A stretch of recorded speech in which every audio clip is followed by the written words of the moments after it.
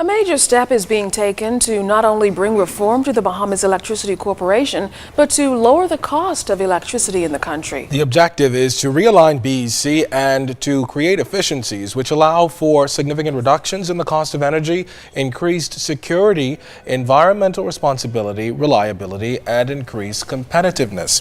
Now, in a statement issued late yesterday, Prime Minister Perry Christie said that it is the government's intent to create two new BEC entities. The first is a new transmission and distribution company, NewCo, which will be wholly owned by BEC. The second company will be a new generation services company. The Prime Minister also said that staffing levels at BEC are not expected to be impacted by this move. A national task force headed by Parliamentary Secretary in the Ministry of Works was appointed earlier this year to review about 60 proposals from groups interested in providing energy services to the country. Tonight, Wells tells Janea Noel Ferguson that those persons would have to resubmit their proposals to the government. He also explained how the repositioning of BEC is expected to work. Some sweeping changes are about to take place at the Bahamas Electricity Corporation as the government seeks to liberalize the generation of electricity in the country.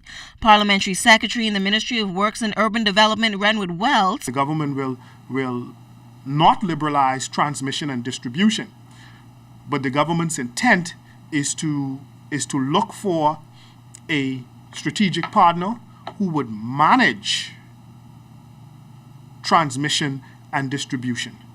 The government would still own all of the transmission lines, would still own the customer relation that has to do with the customer relation side of the electricity sector, but it would be managed on the exact same model that we have at NAD.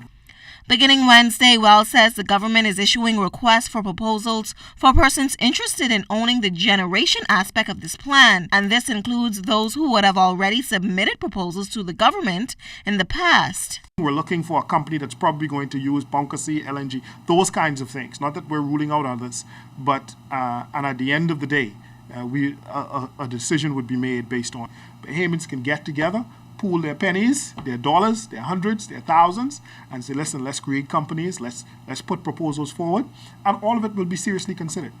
Meanwhile, he says they are also looking at the sector being 30% powered by renewable energy by 2013 and 10% of the sector's power to come from residential energy self-generation in the short term. What we don't want is to have massive amounts of persons leaving the grid and all of a sudden becoming sole generators and pumping electricity back onto the grid, because that has the potential to destabilize the entire electrical grid. What happens is all of the persons who are depending on that, those who do not have photovoltaic cells, will need to get that electricity from somewhere, and if we don't have the installed capacity at Clifton, then the entire system of all of Nassau will go black. Now, a decision is expected to be made on the successful bidder by the end of the year. Mr. Wells says after that, the project is expected to take off significantly in 2014. Janea Noel Ferguson, ZNS Network News.